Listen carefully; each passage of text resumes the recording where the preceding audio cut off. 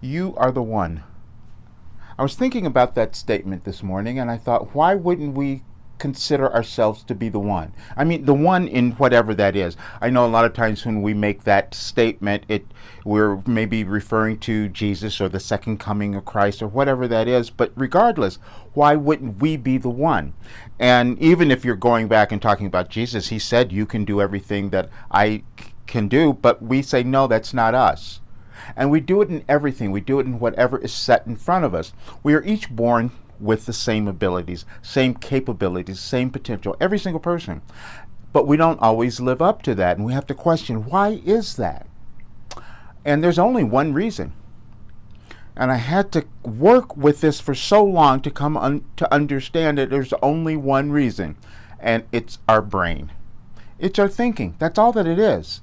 We have this ability, and we can understand this now because of science. We have neuroscience that tells us how we develop and learn and operate and all of that.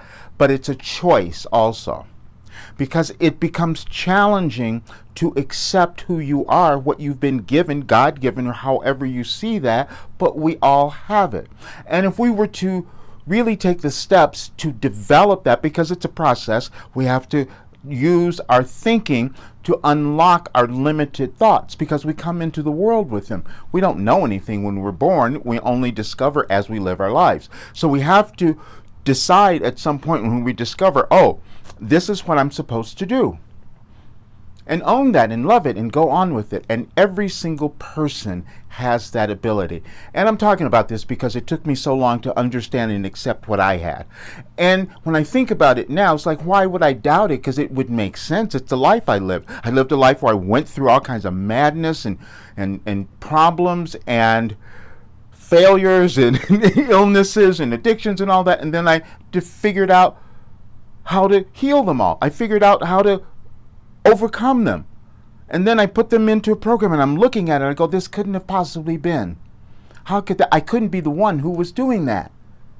And I wasn't the one because I received it intuitively, as I've said, so I was channeling this information. I had to go back and study it just like everyone else, but even that became difficult for me. Even though I knew that certain people had done this before. I mean, I grew up in the religion of Christian Science, and Mary Baker Eddy did that. She received information and put it down, and she did it from what she lived. And so I would think that I would accept that I would have done that as well. But still, I said, no, it couldn't be me.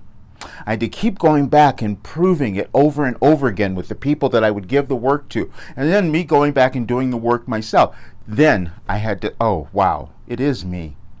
I'm saying that because it's the same for you. You are the one. Whatever is in front of you, whatever you feel inclined that you're supposed to do, you're supposed to do it. And it may take you some time because you have to work at changing your brain, you see, changing your perception, changing how you've been thinking forever. We know this because you see all coaches all over the place doing that, talking about it consistently. That's why you keep going to classes, workshops. We go to the same workshops over and over again. Why are we doing that? And then we're writing notes because we want to know that we can maintain it, but we don't.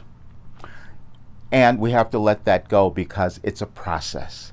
And it's going to be fine when we decide to take the steps and move into the direction of what we feel we're supposed to do. And that's what I had to do. I had to finally stop saying, no, because I understand what's happening in our world now. And so the more people who understand where I am and what I've done, the better world we're going to have. That's what it is. Because you end up happy and knowing who you are, confident, feeling good, loving yourself and loving everyone else, and that's how we heal our world.